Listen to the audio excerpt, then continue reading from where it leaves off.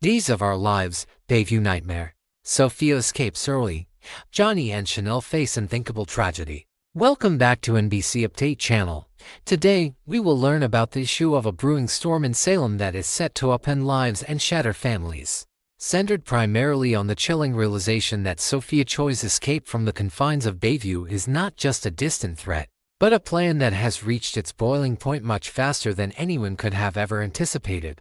As the holiday season descends upon the residents of this historic town, the festive lights and dusting of snow serve only as a deceptive backdrop for a series of harrowing events. The central focus of our discussion today involves the calculated movements of a predator in disguise, the heartbreaking vulnerability of a young girl caught in a web of lies, and a looming tragedy that will leave Johnny and Chanel DiMeras grappling with the devastating loss of their son. The narrative begins with a sense of bittersweet longing as we look toward the horizon of Paris. Holly Jonas, a young woman seeking both adventure and a sense of connection with her roots, has set her sights on the City of Light for the Christmas season. Her motivation is deeply personal. She yearns to spend these sacred holidays with her mother, Nicole Walker Brady, amidst the romance and grandeur of the Parisian streets. This isn't just a vacation for Holly. It is a desperate attempt to reclaim a sense of normalcy and maternal warmth after years of upheaval. She extended a heartfelt invitation to Tate Black, hoping that their shared journey could solidify their bond. Initially, Tate, driven by his affection for Holly, agreed to the trek. However, the harsh reality of his current life has come crashing down. Tate finds himself trapped in a downward spiral.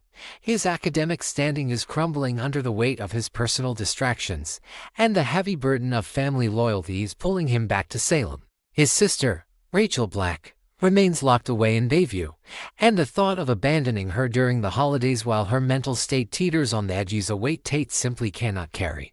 The contrast between the sparkling Eiffel Tower and the cold, sterile walls of Bayview creates a tension that is palpable, setting the stage for the chaos to follow.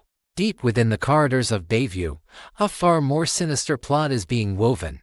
Sophia Choi, portrayed with a chillingly calm intensity by Rachel Boyd, has proven herself to be a master of deception. While the medical staff and the families of other patients view her as a tragic figure, perhaps even a lost soul drifting in a sea of psychological trauma, Sophia is, in reality, a sharp-eyed tactician. She has spent her days observing the rhythmic patterns of the facility with the precision of a clockmaker. She knows exactly when the heavy iron bolts of the security doors are most vulnerable. She has calculated the exact duration of the guards' coffee breaks down to the second. Most importantly, Sophia has cultivated a persona of silence and obedience that makes her virtually invisible to those tasked with watching her. She doesn't just want to escape, she wants to vanish, leaving no trail behind and ensuring that when the consequences of her past sins eventually come calling, she is nowhere to be found. The terrifying truth that Salem must face is that Sophia's timeline has moved up. She isn't waiting for a right moment in the future, she has accelerated her agenda. And her escape is happening faster than anyone could have predicted. The most tragic element of Sophia's gambit is her exploitation of young Rachel Black. Rachel, feeling isolated and abandoned by a world that has placed her behind locked doors for the holidays, was easy prey for someone as manipulative as Sophia. In the quiet corners of the common room, Sophia whispered promises of friendship and understanding, positioning herself as the only person who truly gets what Rachel is going through. She coerced the young girl into a pact of absolute secrecy, a bond that Rachel initially guarded with fierce loyalty. However, the cracks began to show when Tate and Brady Black visited, desperate to provide some semblance of holiday cheer. Rachel, in a moment of impulsive trust, let Sophia's name slip. While Tate tried to convince his father that a peer like Sophia might be a positive influence on Rachel, he was blissfully unaware that they were looking at a wolf in sheep's clothing. Sophia has used this friendship to turn Rachel into her unwilling accomplice. By observing the security protocols through Rachel's eyes and using the girl to test boundaries, Sophia has cleared her path to the outside world. As we analyze the logistics of this breakout, the sheer speed of Sophia's departure is what should alarm viewers the most. She discovered a specific security flaw: a door left ajar during the transition between guard shifts, and she didn't hesitate. While the authorities might have expected a patient in her condition to take weeks to plan, Sophia acted within hours of identifying the weakness. She has already slipped through the fingers of Bayview, moving through the shadows of Salem with a singular, dark purpose. Her target is not random. Sophia has a deep-seated vendetta, and she has identified Johnny DiMeras and Chanel Dupree DiMeras as the primary targets of her malice. This is where the story takes its most somber turn. As Sophia moves through the night, her actions are leading toward a catastrophic collision that will result in Johnny and Chanel facing the unthinkable loss of their son. Whether through a direct confrontation or a calculated act of sabotage that puts the child in harm's way, Sophia's presence back in society is a death knell for the DiMeras family's happiness. The brilliancy and the horror of Sophia's plan lies in her ability to shift the blame. She has spent weeks positioning Rachel Black to be the face of her misdeeds. By coercing Rachel into performing small tasks that bypass security, Sophia has created a paper trail or a psychological trail that points directly to the young girl. If and when the authorities begin to investigate the disappearance and the subsequent tragedies in Salem, Sophia intends to be safely tucked back in her bed, playing the role of a comatose, unresponsive patient. She wants the world to believe she never left her room, leaving Rachel to face the crushing weight of the law and the fury of the community. Could this lead to Rachel being tried as an adult? Could the evidence Sophia planted make it impossible for Brady to save his daughter from a lifetime of incarceration? The legal implications are staggering, as Sophia's coma serves as the perfect alibi, while Rachel's known history of behavioral issues makes her the perfect scapegoat. In conclusion, the situation in Salem has reached a critical mass. The escape from Bayview is no longer a what if, it is a terrifying now. Sophia Choi has outsmarted the system, escaping much faster than expected and leaving a trail of manipulation in her wake. As she descends upon Johnny and Chanel, the impending loss of their son stands as a dark testament to her ruthlessness. We are witnessing the birth of a new era of villainy, one where the innocent are framed and the guilty hide in plain sight. Rachel Black stands on the precipice of a legal and personal nightmare, while the DiMeras family prepares to enter a period of mourning that may never end. Stay tuned to our channel as we continue to track these fast-moving developments in the lives of those we follow on Days of Our Lives. The holiday joy has been extinguished, replaced by the cold, calculating shadow of Sophia Choi's revenge. We will bring you more updates as this tragic story unfolds and the true extent of the damage is finally revealed to the people of Salem. This has been an NBC update. Thank you for joining us as we analyze this harrowing transition from the halls of Bayview to the heart of a family's grief.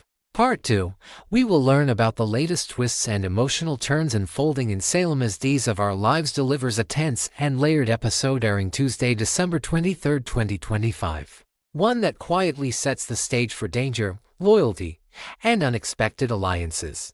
The hour opens with an unsettling revelation as Peter steps forward with information that instantly changes the balance of power. His words are not shouted or dramatic, but their weight is undeniable. What he reveals suggests that the DiMeras family is no longer merely dealing with internal conflict or business rivalry, as they are facing a very real threat to their lives. This revelation ripples outward, forcing the family to shift from calculated control to pure survival mode. Old grudges suddenly feel small when compared to the possibility that someone is orchestrating events from the shadows, watching and waiting for the right moment to strike. As the DiMeras scramble to protect themselves, Kat and Rafe finally gain clarity about their own precarious situation. After days of uncertainty and disorientation, the truth of where they are and why comes into focus. Their discovery is not a relief so much as a sobering realization that they have been deliberately placed exactly where someone wants them. The tension between them deepens, not because they distrust each other, but because they now understand that escape will require more than patience. It will demand strategy, trust, and perhaps a willingness to make sacrifices neither of them anticipated. Elsewhere in Salem, the mood shifts dramatically as Gabi Hernandez pays a visit to Gwen Rizzo. What begins as a seemingly harmless invitation quickly reveals Gwen's true intention. She wants a custom, high-profile creation from Gabi chic for a New Year's Eve event meant to announce her continued relevance and wealth. Gabi's initial reaction is sharp and amused, a smirk that says she knows when she's being used. That amusement fades when Gwen, unapologetic and direct, tosses a stack of cash onto the table. The message is clear: this is not a favor, it's a transaction. Gabi accepts without hesitation, proving once again that business, when lucrative enough, can override personal resentment. The conversation naturally drifts toward Dimitri, and Gabi wastes no time pressing Gwen for answers. Has she heard from him? Gwen's response is calm, almost too calm. Dimitri, she claims, is simply gone, as if people vanish every day without consequence. She insists that his disappearance, along with Stefan's, doesn't signal danger. Yet the way she speaks feels rehearsed, as though she's convincing herself as much as Gabi. Beneath the polite smiles and carefully chosen words, there is an unmistakable sense that something is deeply wrong, and both women can feel it. As the evening wears on, defenses lower. The tension gives way to shared vulnerability as Gabi and Gwen bond over a familiar pain, betrayal by the men they loved.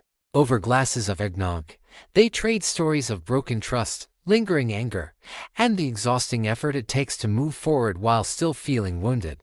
What might have been unthinkable months ago, a genuine moment of connection, feels oddly natural. Whether it's the alcohol or the mutual understanding, a fragile friendship begins to form, one built not on loyalty, but on shared scars. In a surprising moment of honesty, Gabi admits that Leo Stark is slowly working his way back into her good graces. His remorse feels real this time, and his longing for Gwen is impossible to ignore. Gwen's reaction is restrained but emotional. She confesses that she misses Leo too, even if she pretends otherwise. She tells Gabi she can pass that message along, a quiet admission that unresolved feelings still linger despite everything that's happened. Across town, Leo himself is busy trying to recapture a sense of normalcy. While wrapping Christmas presents with Javi, he reflects on holidays past, revealing that his mother, Diana Colville, never cared much for the season's cheer. The conversation turns warmer as they discuss wedding plans, imagining a future that feels stable and hopeful. That calm doesn't last. Inevitably, the discussion circles back to the DiMeras family's disappearance and EJ's ominous threats. Javi urges caution, worried that poking into dangerous territory will only invite trouble.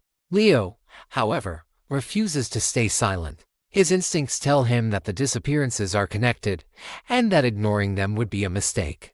No matter how much Javi fears the consequences, Leo insists.